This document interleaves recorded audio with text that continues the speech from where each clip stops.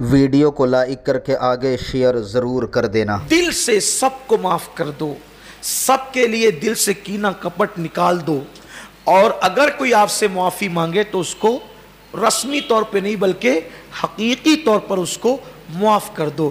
دیکھو مشہور سی بات ہے کہ اللہ کے حبیب مصطفیٰ کریم صلی اللہ علیہ وآلہ وسلم کے سامنے جب حضرت وحشی جنہوں نے حضرت امیر حمزہ کو شہید کیا تھا، جناب ہندہ جنہوں نے حضرت امیر حمزہ کا کلیجہ چبایا تھا، جب یہ لوگ معافی مانگنے کے لیے آئے تو اللہ کے رسول نے ان کو معاف فرما دیا، سرکار نے معاف کر دیا۔ ارے یہ تو چچا کے قاتل تھے، خود اللہ کے نبی کے جان کے دشمن فتح مکہ کے دن جب حضور سے معافی مانگا تو اللہ کے رسول علیہ السلام نے ان کو معاف فرما دیا، یہ کہہ کر لا تثریبا علیکم اليوم، آج کوئی مواخذہ نہیں ہے، میں نے تم سب کو آزاد کر دیا، معاف کر دیا۔ تو معاف کرنے والا ہمیشہ بلند بالا ہوتا ہے، اور جس کو معاف کیا جاتا ہے بہرحال اس کا درجہ نیچے ہی ہوتا ہے۔ دیکھو امام علی مقام امام حسین کو کربلا تک لانے والے جناب حر تھے، لیکن معافی مانگی تو امام پاک نے ان کو معاف فرما دیا۔ تو معاف کرنے والا ہمیشہ مقبول ہی ہوتا جاتا ہے، بڑا ہی ہوتا جاتا ہے۔ تو اب میری گزارش آپ سے ہے کہ اب یہاں سے جانے کے بعد اپنے رشتہ دار، اپنے احباب ڈھونڈیے، تلاش کیجیے، کس سے بات چیت بند ہے، کس سے رشتہ ٹوٹا ہوا ہے، کس سے تعلقات میں انبن ہے، خود جا کر یا فون کر کے سامنے سے معافی مانگی۔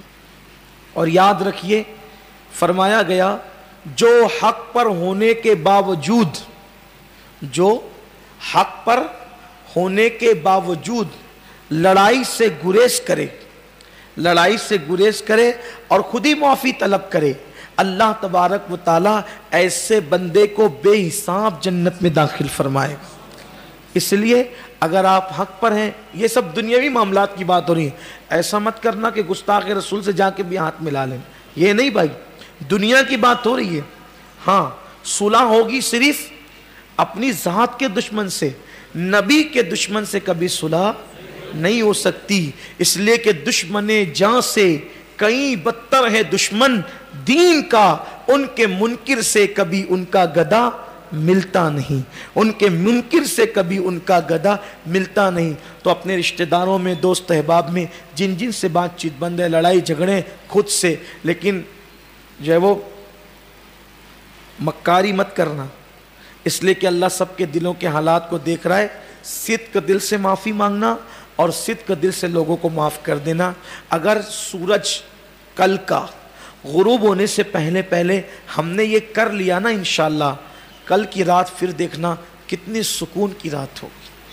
اور اگر دل کو سکون چاہتے ہو، اطمینان چاہتے ہو، تو ہر مومن کے لیے اپنے دل کو پاک کر لو، ہر مسلمان کے لیے اپنے دل کو صاف کر لو، انشاءاللہ بہت پرسکون زندگی، بہت پرتپاک زندگی، بہت پرکیف زندگی گزرے گی۔ اللہ پاک کی بارگاہ میں میں دعا کرتا ہوں کہ اللہ تعالیٰ سب سے پہلے مجھ گنہگار کو اور آپ سب کو اللہ عمل کی توفیق عطا فرمائے۔ دیکھو حضرت امام احمد ابن حنبل کو، امام احمد ابن حنبل کو کوڑے لگائے جا رہے تھے، جیسے جیسے بادشاہ کا جلاد کوڑے مارتا تھا، امام احمد ابن حنبل کہتے تھے میں نے معاف کیا، میں نے معاف کیا، میں نے معاف کیا، میں نے اور بے ہوش بھی ہو جاتے تھے، کہتے تھے میں نے معاف کیا۔ لوگوں کہتے تھے حضرت جب آپ کو کوڑے مارے جاتے تھے تو آپ کس کو معاف کرتے تھے؟ تو امام احمد ابن حنبل کہتے ہیں بادشاہ کے حکم سے کوڑے مارے جاتے تھے تو میں بادشاہ کو معاف کرتا تھا اس خوف کی وجہ سے کہ اگر میں نے معاف نہیں کیا تو قیامت کے دن بادشاہ کو پکڑا جائے گا، بادشاہ کو میری وجہ سے پکڑا جائے گا اور سزا دی جائے گی، مجھے گوارا نہیں ہے کہ میری وجہ سے میرے نبی کا امتی عذاب میں گرفتار ہو جائے، اس لیے میں جیسے جیسے کوڑا پڑتے جاتا تھا میں اس کو معاف کرتا چلا جاتا تھا۔ یہ ہمارے بزرگوں کا انداز ہے، یہ ہمارے بزرگوں کا طریقہ ہے، لیکن افسوس کی بات یہ ہے آج ہمارے اندر اتنی اعلیٰ ظرفی نہیں رہ گئی۔ اور یاد رکھنا ساری سنتوں پہ عمل کرنا آسان ہے، لیکن جان کے دشمنوں کو معاف کرنے والی سنت، اس پر عمل کرنا مشکل ہے۔ اور جو بھی بڑا بنا ہے، جو بھی बड़ा बना है वो माफ करने वाली सुन्नत पर अमल करने ही से बड़ा बना है। वरना नमक चखने की सुन्नत, मिसवाक करने की सुन्नत, इस पे तो कभी कभी मुनाफिक लोग भी अमल कर लेते हैं, लेकिन ये जो दिल बड़ा करके गैरों को अपनाना है, अपनों को अपना बनाना है, ये बहुत बड़ी सुन्नत है। इस पर अमल करने की ज़रूरत है। अगर ऐसा हो जाए तो इंशाअल्लाह तबारक व तआला हमारी दुनिया और आखिरत दोनों कामयाब रहेगी। वरना ज़िंदगी भर इबादत कीजिए, ज़िंदगी भर सजदे कीजिए, ज़िंदगी भर कुरान पढ़िए, कोई फ़ायदा हासिल नहीं है। कुरान कहता है क़द अफ़लहा मन तज़क्का व ज़करा अस्म रब्बिही फ़सल्ला, कि जिन लोगों ने अपने दिलों को पाक किया, अल्लाह का ज़िक्र किया और नमाजी बन गए, बस वही लोग मुराद को पहुँचे, वही लोग कामयाब और कामरान हो गए। अल्लाह ताला हम सब के दिलों को पाक कर दे, हम सब के दिलों को साफ़ कर दे, अदावतें दूर कर दे, कीने दूर कर दे, दुश्मनियाँ दूर कर दे। सबसे पहले मैं ही आगाज़ करूँ, अगर मेरी अपनी ज़ात से आप लोगों में से किसी का कोई दिल दुखा हो या तकलीफ़ पहुँची हो या हक तलफ़ी हुई हो, तो अल्लाह उसके रसूल को गवाह बनाकर और रसूलुल्लाह को वास्ता वसीला बनाकर सबसे पहले मैं आप सबसे मुआफ़ी तलब करता हूँ कि आप मुझे माफ़ फरमाएँ। मेरी आवाज़ जहाँ जहाँ तक पहुँचे, मैं उन तमाम भाई और बहनों से गुजारिश करता हूँ कि अगर मेरी ज़ात से किसी को तकलीफ़ पहुँची हो तो कल का दिन आने से पहले पहले वो मुझे माफ़ कर दे। और आखिरी बात याद आ गई, मेरे करीम आका का हाल तो ये था, हाय हाय, सरकार सिर्फ मुआफ़ी ही की बात नहीं करते थे, बल्कि सरकार तो ये भी कहते थे कि जो मुआफ़ नहीं कर सकता वो मुझसे बदला ले। अगर इजाज़त दे तो एक हदीस पढ़ता हूँ अपने अल्फाज के जामे में। कोई कितना भी बड़ा इंसान हो, कितना भी बड़ा इंसान, अगर उसने किसी मुसलमान की हक तलफी की तो वो उस वक्त तक जन्नत में नहीं जाएगा जब तक कि उसका हक वो अदा न करे, जब तक वो उसका हक अदा न करे। बहुत खास बात। असल में आज हम रसूमात पर ज्यादा अमल कर रहे हैं, असल दीन पर हमारा अमल कम रह गया। अल्लाह के हबीब सल्लल्लाहु अलैहि वसल्लम का ज़ाहिरी आखिरी वक्त आ गया। अल्लाह के हबीब अलैहिस्सलाम का ज़ाहिरी आखिरी वक्त आ गया। हुजूर अलैहिस्सलाम पर बुखार की कैफियत थी।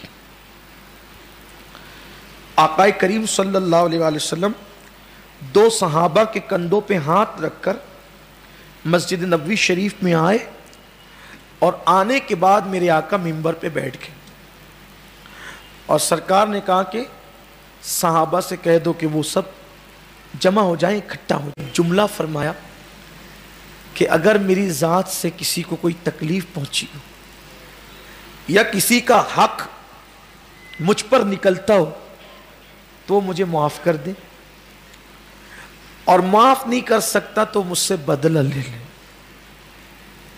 आप सोच सकते हैं कि कौनैन के मालिक, कायनात के मालिक, सारी कायनात जिसकी गुलाम है, हुजूर जिसके साथ चाहे जो करें, हुजूर पर कोई हुक्म नहीं है, लेकिन तालीम उम्मत के लिए हुजूर किसी को मार दें, हुजूर किसी को पीट दें, हुजूर किसी को डांट दें, हुजूर पर कुछ नहीं, क्योंकि हुजूर सबके आका, और आका जिसके साथ जो चाहे सुलूक कर सकता है, किसी को कोई दम मारने की इजाजत नहीं है।